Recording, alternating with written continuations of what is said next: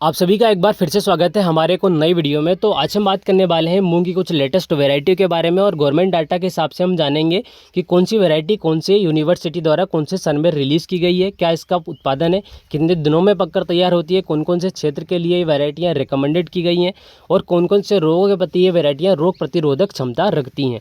तो आज हम कवर करने वाले हैं पूसा 1431, IPM 512 डेस 1, Surya, MH 1142, GM5, GM4, GM6 इन वैरायटी को पूरा कवर करने वाले हैं। सबसे पहले हम बात करेंगे पूसा 1431 के बारे में।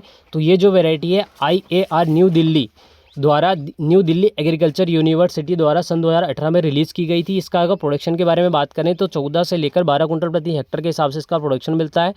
55 से लेकर 65 दिनों में ये वैरायटी पककर तैयार हो जाती है। इस वैरायटी को आप दिल्ली में लगा सकते हैं, हरियाणा में लगा सकते हैं, राजस्थान में लगा सकते हैं, उत्तर प्रदेश में इस वैरायटी को आप लगा सकते हैं।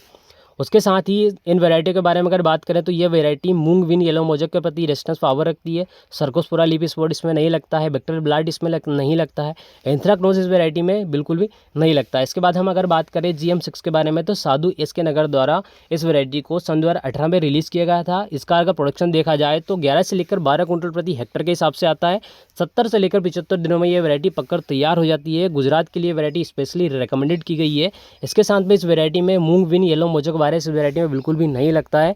सर्कोस्पोरा लीफ स्पॉट इस वैरायटी में बिल्कुल भी नहीं लगता है। इसके बाद हम बात करेंगे GM5 के बारे में। तो इस वैरायटी को AAV आनंद, तो ये वैरायटी आनंद यूनिवर्सिटी द्वारा सन 2018 में रिलीज़ की गई थी और इसका जो प्रोडक्शन है काफ़ी ज़्यादा हाई आता है, जो कि थोड़ा सॉफ्ट में मुझे भी डालता है। इस वैरायटी का जो प्रोडक्शन है 18 से लेकर 19 कुंटल प्रति हेक्टर के हिसाब से आता है। 60 से लेकर 65 दिनों में ये वैरायटी पककर तैयार हो जाती है। इस वैरायटी को स्पेशली लेकर रिकमेंडेड किया गया है गुजरात के लिए। उस वैरायटी में काफ़ी ज़्यादा हाई रेजिस्टेंस पावर रहता है YBM के प्रति। इस वैरायटी को आप खरीफ और समर सीजन दोनों में ही लगा सकते हैं। इसके बाद हम बात करेंगे GM4 के बारे में। तो ये जो वैरायटी है सरदार यूनिवर्सिटी दंतेवाड़ा गुजरात 2018 में रिलीज़ की गई थी और इसका जो प्रोडक्शन है 12 से लेकर 13 कुंटल प्रति हेक्टर के हिसाब से आता है। 60 से 65 दिनों में ये वैरायटी पककर तैयार हो जाती है। गुजरात के लिए इस वैरायटी को स्पेशली रिकमेंडेड किया गया है और खरीफ समर सीजन में इस वैरायटी को आप लगा सकते हैं। इसके बाद हम बात करेंगे MH 1142 के बारे में। तो हिसार एग्रीकल्चर यूनिवर्सिटी हरियाणा द्वारा सन 2020 में इस वैरायटी को रिलीज़ किया गया था। 11 से लेकर 12 कुंटल प्रति हेक्टर के हिसाब से इसका प्रोडक्शन मिलता है। 60 से लेकर 65 दिनों में ये वैरायटी पककर तैयार हो जाती है। ईस्ट प्ले जोन वी और इसके साथ में बेस्ट प्ले जोन बिहार में आप इस वैरायटी को लगा सकते हैं। उसके साथ में अगर बात करें तो इस वैरायटी को आप दिल्ली में लगा सकते हैं, पंजाब में लगा सकते हैं, राजस्थान में लगा सकते हैं, उत्तर प्रदेश में लगा सकते हैं, यूपी में लगा सकते हैं, वेस्ट बंगाल में लगा सकते हैं, असम में लगा सकते हैं।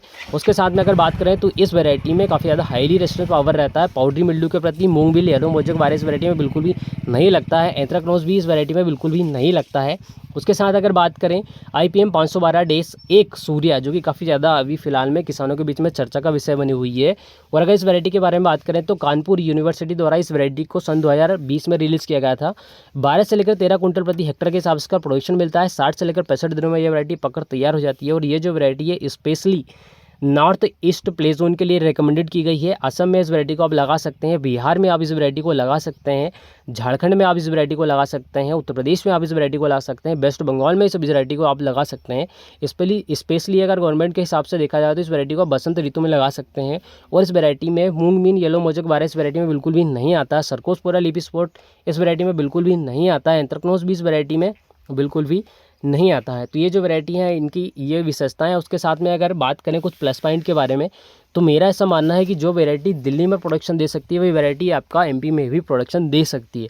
तो स्पेशली जो वैरायटी सेंट्रल जोन के लिए रिकमेंडेड अगर देखें तो सेंट्रल जोन में इस वैरायटी के अलावा इन वैरायटियों का सेंट्रल जोन में किसी भी वैरायटी को रिकमेंडेड नहीं किया गया है। स्पेशली अगर बात करें तो किसी भी वैरायटी को सेंट्रल जोन के लिए रिकमेंडेड नहीं किया गया है। लेकिन अगर इनमें से किसी भी वैरायटी को आप जो दिल्ली में लगती हैं उस वैरायटी को अगर आप MP में लगाते हैं तो ये वैरायटी आपको प्रोडक्शन दे सकती हैं।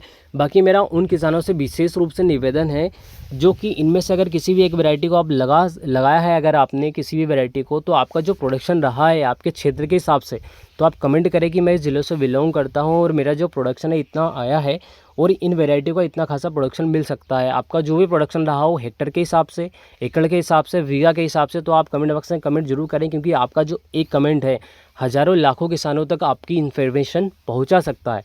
तो आज के वीडियो में बस इतना ही। एंड तक वीडियो वॉच करने के लिए बहुत बहुत धन्यवाद।